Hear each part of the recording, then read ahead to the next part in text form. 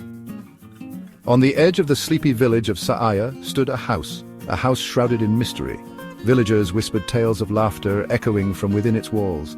Laughter that sent chills down your spine. They spoke of shadows moving past its dusty windows. Windows that glowed eerily on the darkest of nights. No one dared to approach, much less step foot inside. It had been abandoned for decades, or so they thought.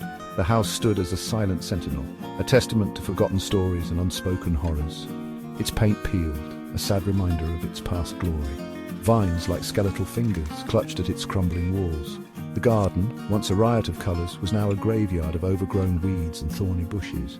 The air around it was always heavy, laden with an eerie silence that was more unnerving than any storm. The villagers gave the house a wide berth. Their fear-filled whispers painted a picture of a place consumed by darkness, a place where the living dared not tread. They told stories of its previous occupants, a family that disappeared without a trace. Their laughter, once a source of joy, was now a haunting reminder of their absence. The house stood as a silent monument to their memory, a memory tainted by fear and whispered speculation.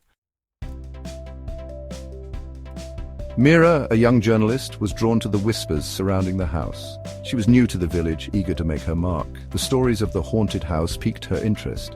She saw an opportunity to uncover the truth, to separate fact from fiction, to write a story that would make her name.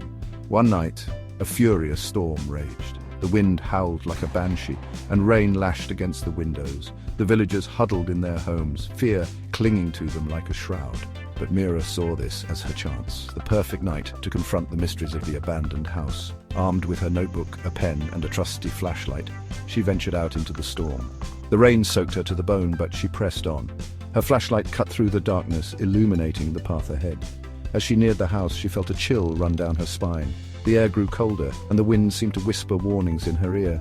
She hesitated for a moment, her heart pounding in her chest. But curiosity, like a siren's call, drew her closer. Pushing open the creaking gate, Mira stepped onto the overgrown path. The house loomed before her, more imposing and menacing in the storm's fury. Her hand trembled slightly as she reached for the doorknob. It was cold and damp to the touch. Taking a deep breath, she turned the knob and stepped inside. The air inside was heavy and stale, thick with the scent of decay. Cobwebs hung from every corner and dust lay thick on every surface. The only sound was the howling wind and the steady drip of water from the leaky roof. Her flashlight beam danced across the room, revealing glimpses of furniture draped in white sheets like ghosts of their former selves. Mira explored each room carefully, her heart pounding with a mixture of fear and excitement. The house was a treasure trove of forgotten memories. Faded photographs lay scattered on dusty surfaces, capturing moments frozen in time. Children's toys lay abandoned on the floor, silent witnesses to a vanished childhood. In the corner of one room, she found a dusty gramophone, its horn cracked and chipped.